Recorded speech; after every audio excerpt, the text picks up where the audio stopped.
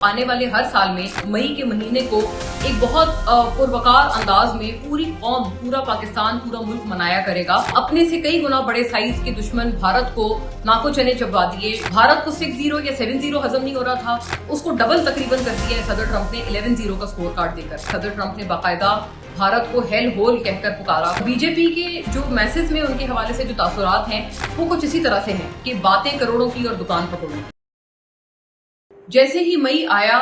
ایک پاکستان میں ملک بھر میں ایک جشن کا سما سا محسوس ہوتا ہے کہ اب ہو گیا ہے، اور یہ صرف اس سال کی بات نہیں ہے، اب آنے والے ہر سال میں سمجھتی ہوں اور میں آگے فورسی کر رہی ہوں کہ مئی کے مہینے کو ایک بہت پروکار انداز میں پوری قوم، پورا پاکستان، پورا ملک منایا کرے گا، کیونکہ مئی 2025 میں جو ہوا وہ امپاسبل تھا۔ وہ مارکہ حق میں جو اکمپلشمنٹ پاکستان نے حاصل کی، یہ اس دفعہ اس کی پہلی اینیورسری ہے، تو اسی وجہ سے جوش و ولولہ اور زیادہ ہے، اس کو لے کر جو سیلیبریشن ہے وہ اور نمایاں ہے۔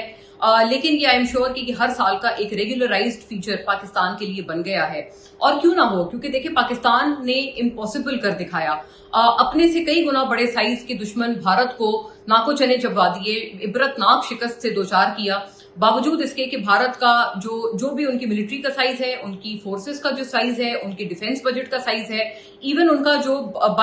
رقبے کے حساب سے جو بھارت ہے، پاکستان بھارت کا کوئی موازنہ ہے ہی نہیں۔ مطلب کئی گنا زیادہ برتری پاکستان کے مقابلے میں بھارت کو حاصل ہے in terms of on all these parameters. لیکن اس کے باوجود پاکستان نے ان کو اتنی عبرتناک شکست دی کہ پوری ورلڈ کیپٹلز میں آج تک ایک سال گزرنے کے بعد بھی اس کی گونج باقی ہے۔ صدر ٹرمپ تو اس کا ذکر کرتے ہوئے نہیں تھکتے۔ پہلے جو وہ سکور کارڈ بار بار انڈیا کو فلیش کر کے ان کو شرمندہ کیا کرتے تھے کہ 6-0 یا 7-0، اب انہوں نے اپنا سکور کارڈ بھی ریوائز کر دیا ہے۔ انہوں نے اپنا سکور کارڈ نیا بنایا ہے 11-0 کو۔ جی ہاں، 11-0۔ اب یہ کئی دفعہ آپ نے دیکھا ہوگا، متعدد صدر ٹرمپ کے بیانات ہیں جہاں وہ 11-0 کا سکور کارڈ فلیش کرتے ہیں بھارت کو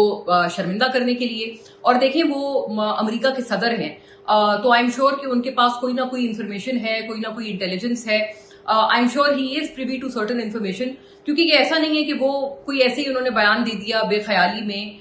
یا ایک فلو میں کوئی بات نکل گئی۔ بار بار وہ 11-0 کا تذکرہ کرتے ہیں اور بھارت کی دکھتی رگ کے اوپر وہ اپنا پاؤں رکھ دیتے ہیں۔ بھارت کو 6-0 یا 7-0 ہضم نہیں ہو رہا تھا، اس کو ڈبل تقریباً کر دیا ہے صدر ٹرمپ نے 11-0 کا سکور کارڈ دے کر۔ بھارت جو ہے وہ اس کے بعد سے شدید شرمندگی سے دوچار ہے، اور آپ کو پتا ہے کہ اس پورے اکمپلشمنٹ کے بعد گزشتہ سال صدر ٹرمپ کی پھر ایک لنچ پر ایکسکلوزو میٹنگ ہوئی جو کہ کئی گھنٹوں پر چلی فیلڈ مارشل عاصم منیر کے ساتھ، اور اس میٹنگ کے بعد سے صدر ٹرمپ تو اب کہتے نہیں تھکتے کہ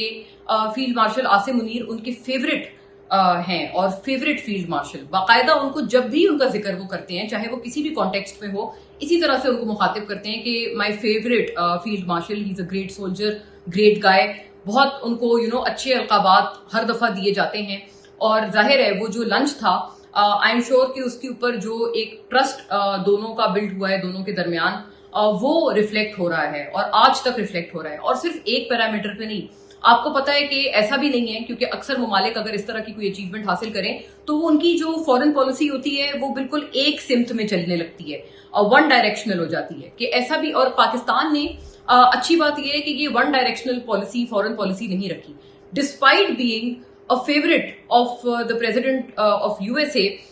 Pakistan in the meantime Iran کے ساتھ بھی پاکستان کی اتنے ہی خوشگوار اور اتنے ہی اچھے تعلقات ہیں، اتنا ہی بھروسہ پاکستان کو ایران کا بھی حاصل ہے۔ تو اس لیے آپ اس پالیسی کو، اس سفارتکاری کو ون ڈائریکشنل نہیں کہہ سکتے ہیں، یہ ایک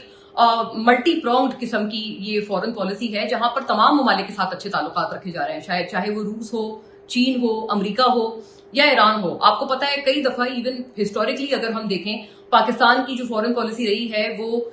کبھی انفارچونیٹلی بلاکس میں چلتی رہی ہے، کہ ہم کسی ایک بلاک کا حصہ بن گئے تو جو دوسرا بلاک ہے اس کے ساتھ ہماری اچھی نہ رہی، امریکہ سے تعلقات اچھے ہوئے تو چین سے کمپرومائز ہو گئے، اینڈ وائس ورسا۔ لیکن اس دفعہ یہ انپریسیڈنٹڈ ہے کہ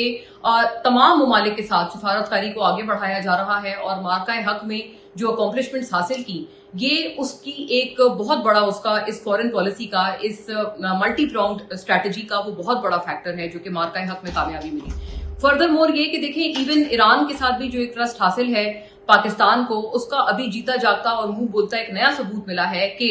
ایران نے جو اپنے فریش سیٹ آف پرپوزلز ہیں وہ US تک پہنچائے ہیں اور بذریعہ پاکستان پہنچائے ہیں، और बताया ये जाता है कि जो पिछले 2 प्रपोजल्स थे उनसे कई ज्यादा बेहतर प्रपोजल्स इस दफा हैं। सदर ट्रंप ने खैर उसके ऊपर रिएक्ट किया है, उन्होंने उसको भी नाकाफी करार दिया है, बट द फैक्ट रिमेन्स कि पाकिस्तान अभी भी बिहाइंड द डोर्स डिप्लोमेसी में मशगूल है और मुकम्मल तौर पर अपना एड़ी चोटी का पाकिस्तान ने जोर लगाया है कि ये मामला खत्म हो। और देखिए एक बात है जो कि आई थिंक माननी पड़ेगी कि cease fire is holding even now. इस सब चीजों के बावजूद भी वो जो मिसाइल्स थे जो कि दोनों इतराफ से आ रहे थे,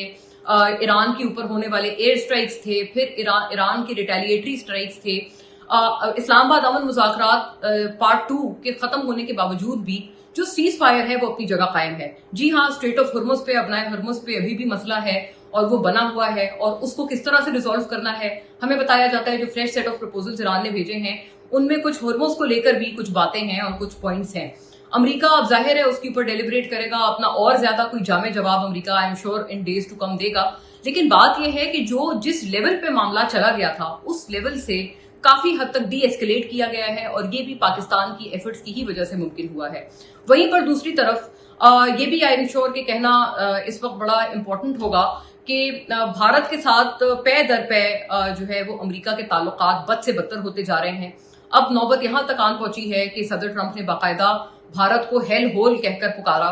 और इसके ऊपर भारत ने जो उनकी जो अपोजिशन थी वो सीख पा हो गए कि ये जो मोदी साहब हैं जो अपने आप को पता नहीं विश्व गुरु और क्या इस तरह की बातें वो करते हैं अपने हवाले से, मतलब इस मामले पे वो बिल्कुल उन्होंने ना कोई रिएक्ट किया, ना उन्होंने कोई जवाब दिया, ना उनकी तरफ से कोई रिएक्शन आया। सो मच सो कि जब उनके फॉरेन ऑफिस के एक्सटर्नल ऑफिस के जो स्पोक्स पर्सन है उनसे सवाल किया गया तो उन्होंने कहा हाँ मैंने कोई रिपोर्ट सुनी है लेकिन मैं इसके बारे में इसके अलावा कुछ भी नहीं कहना चाहता। तो इसके ऊपर उनकी ऑपोजिशन ने भी शदीद रगड़ा लगाया मोदी जी को और मतलब आप अंदाजा लगा लें कि उनके मैसेज में इस कदर अनपॉपुलैरिटी हो गई है बीजेपी की कि एक राघव चड्ढा नामी जो उनके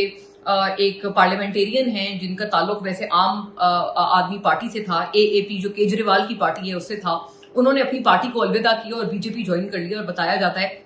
कि उनके इस फैसले के बाद ये इतना एक उनको मतलब भारी फैसला पड़ा कि उनके सोशल मीडिया पे मिलियंस के हिसाब से उनके फॉलोअर्स खो गए और सब लोगों ने उनको ठकाठक करके उनको धड़ल्ले से उनको अनफॉलो कर दिया सिर्फ इसलिए कि उन्होंने जो है अपनी लॉयल्टी आम आदमी पार्टी से हटाकर बीजेपी को दी। और बीजेपी के जो मैसेज में उनके हवाले से जो तासुरात हैं वो कुछ इसी तरह से हैं कि बातें करोड़ों की और दुकान पकड़ों की। यही टॉल क्लेम्स हमें मोदी सरकार से हर दफा मिलते हैं। अभी भी वो पता नहीं अपने आप को विश्व गुरु और क्या क्या कहते रहते हैं, लेकिन उसके बावजूद जब आप इतने ज्यादा टॉल क्लेम्स करते हैं तो आपसे एक्सपेक्टेशंस बढ़ जाती हैं। उन्होंने क्या किया, उन्होंने एक तो टॉल क्लेम्स लंबे लंबे उन्होंने दावे किए, ऊंचे दावे किए और उसके बाद उन्होंने परफॉर्मेंस सिफर दिखाई। मार्का हक में पूरी दुनिया हैरान हो गई कि आप पाकिस्तान जो कि आपसे कई ज्यादा एक साइज के हवाले से, रकबे के हवाले से, उनके डिफेंस बजट के हवाले से, फोर्सेस के साइज के हवाले से Pakistan is a much smaller country. तो आप ऐसा कैसा हुआ कि आपके उन्होंने 11 तैयारे मार गिराए और आप बदले में एक भी, अल्लाह का शुक्र